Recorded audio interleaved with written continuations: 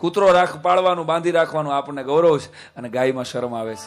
સાહેબ, નવી પેઢી તરીકે, સુધરતી પેઢી તરીકે આપણે શાસ્ત્રોમાં લખેલી વાતોની સાથે સહમત નથી કોઈ હિસાબે. ગાયમાં શું વાત હોય? ગાયનું દૂધ પીવો, ભેંસનું દૂધ પીવો, શું ફરક પડે? તો ખાલી યાદ કરાવી દઉં કે ભેંસનું દૂધ છે ને એ 9 કલાકે પચે છે, અને ગાયનું દૂધ 2 કલાકે પચે છે. ગાયની ઓરા, માણસની ઓરા 5 મીટર સુધી, 2 મીટર સુધી કામ કરે છે, જ્યારે ગાયની ઓરા 500 મીટર સુધી કામ કરે છે. ખાલી યાદ કરાવી દઉં.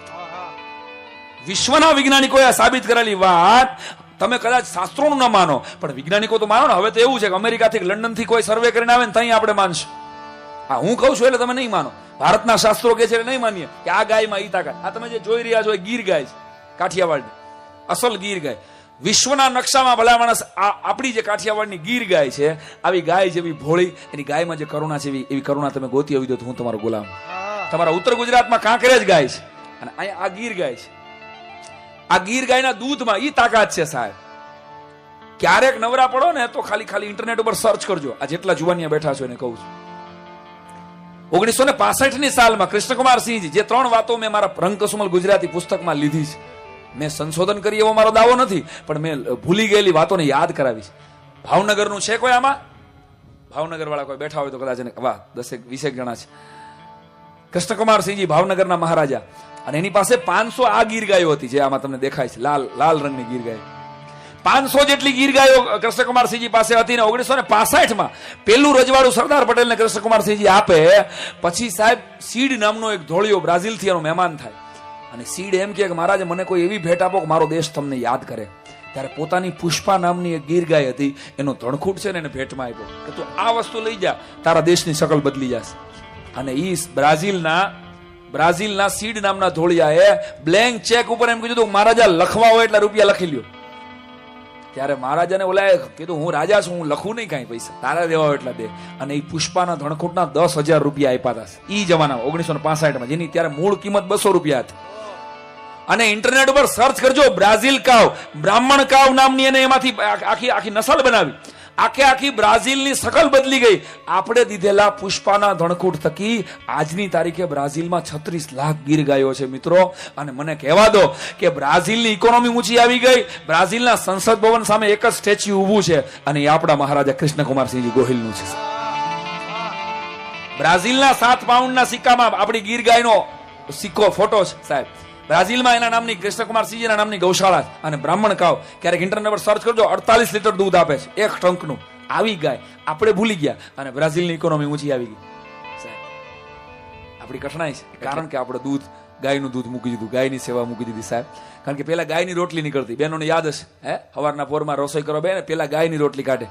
ગાયની રોટલી પેલા ગાયને દેવાની હોય હાથવાલ. સાહેબ મારી ચેલેન્જ છે કે ગાયને તમારી જમણી કે ડાબી હથેળીની અંદર રોટલી મૂકીને ગાયને જમાડો, અને ગાય તમારા હાથમાંથી એ રોટલી ચાટીને ખાઈ જશે ને, એટલે તમારું ગમે એવું કામ અટકેલું હોય, અઠવાડિયા 15 દી મહિના દીમાં તમારા ભાગ્યની રેખાઓ ન બદલે તો તમારું જોડું મારું માથું સાહેબ. આટલી મારી ચેલેન્જ. કારણ કે ગાયની જીભ છે ને એમાં વરુણદેવ બિરાજે છે, ને એ જીભ તમારા હાથને અડશે ને એટલે તમારા ગમે એવા નબળા ભાગ હોય ને ભાગ બદલી જશે. બ્રાહ્મણના દીકરા તરીકે તમારી પર ભરોસો હોય તો આટલું કામ ખાલી કરી દઉં. ગાયને હાથમાં પ્લાસ્ટિકમાં ન ખવડાવું, બહેનોને કહું કે એને હાથમાં રોટલી ખવડાવી, એની જીભ તમને અડશે ને સાહેબ. હું એવા માણસોને મળેલો છું. જસદણની અંદર એક ઘનશ્યામ ભરાડ કરીને માણસ જીવે છે, ક્યારેક જાવ તો હું ગોતજો. એ માણસ ગાયની સેવા કરે છે. આ માણસને હું મળ્યો છું, ગાયની સેવા કરે છે. 45 વર્ષ, અત્યારે એની ઉંમર 65 વર્ષ છે. 65 વર્ષમાં એને એક હાથ નથી, ઈશ્વરે આપ્યો નથી, એક્સિડન્ટમાં એક હાથ નથી, એક જ હાથ છે સાહેબ. એને અત્યાર સુધીમાં 22,000 ગાયોને કતલખાનાથી બચાવી છે. આ ઘનશ્યામ ભરાડ, જેને અમે આ બધા ટીમના માણસો મળ્યા છે, એ ઘનશ્યામ ભરાડ આજની તારીખે 65 વર્ષની ઉંમરે હાથ પકડી લઈને, એટલે કોઈ એનો હાથ છોડાવી ન શકે, જીવન આખી એને ગાયનું દૂધ પીધું છે, અને કોઈ દિવસ દવા નથી લીધી એને. જસદણનો આ માણસ કોઈ દી દવા નથી લીધી. એટલે એક દી મારી ઘરે આવ્યો, મેં કીધું મામા તમે કોઈ દી દવા ન લીધી? મને કે એક વખત મને બહુ આમ ફ્લૂ જેવી અસર થઈ ગઈ હતી, અને મને એમ થઈ ગયું કે આજ મારે દવા લેવી પડશે. 55 વર્ષની ઉંમરે મને પહેલી વાર એમ થયું તો મારે ડોક્ટર પાસે જવું પડશે, બાકી હું ગાયનું દૂધ પીવું છું અને ગૌમૂત્રથી સ્નાન કરું છું, એટલે મારે દવા લેવી નથી પડતી. સાંભળજો, આ માણસ જીવે છે. એટલે મને કે મને એમ થયું કે મારે જવું પડશે, પણ જાતા જાતા ડોક્ટર પાસે થયું કે હાલને એકવાર મારી ગાયોના દર્શન કરીને પછી જાઓ. એટલે આ માણસ પોતાની ગૌશાળામાં આવ્યો જસદણમાં, અને કોણ જાણે એને હું ફીલ થયું, એટલે એને શર્ટ કાઢ્યો, ગંજી કાઢ્યું અને નાનકડી પોતળી પહેરી અને ગાયું પાસે બેસી ગયો. આજુબાજુ 50 જેટલી ગાયોનું ધણ આવી અને એને વીંટળાઈ ગયું.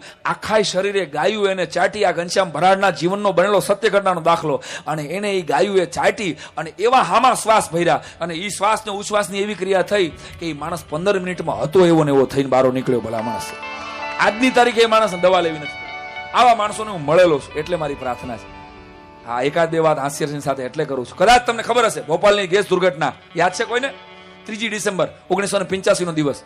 કાર્બોહાઈડ્રેટની ઝેરી ગેસ એમાંથી લીકેજ થાય, હજારો માણસો મરી જાય, લાખો આંધળા થઈ જાય, અપંગ થઈ જાય. ત્યારે ભોપાલનો ધ હિન્દુનો અખબારનો ટાઈમનો આ બનેલો સત્ય ઘટનાનો કિસ્સો. 1 માઇલ દૂર 2 ઘર હતા, સોહનલાલ કુશવાહ અને NL રાઠોડ. આ 2 ઘરની અંદર એક પણ માણસ મર્યું નથી, એક પણ માણસ માંદું નથી પડ્યું, અને આજની તારીખે એનો વંશ એમને જીવે છે, કોઈ પણ જાતના ખોડખાપણ વગર. કારણ શું?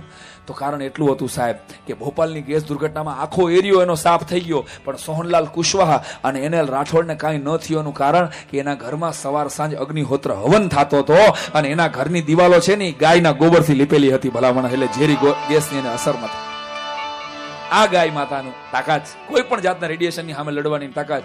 પણ આ વાત ન્યુઝીલેન્ડ વાળા આવીને તમને કહેશે ને, તઈ તમે માનશો. આ વાત અમેરિકાની યુનિવર્સિટી, જાપાનની યુનિવર્સિટી તમને કહેશે, તઈ તમે માનશો. બાપ, આવી ગાવડીઓને આ પૂજા કરનારો આ દેશ છે.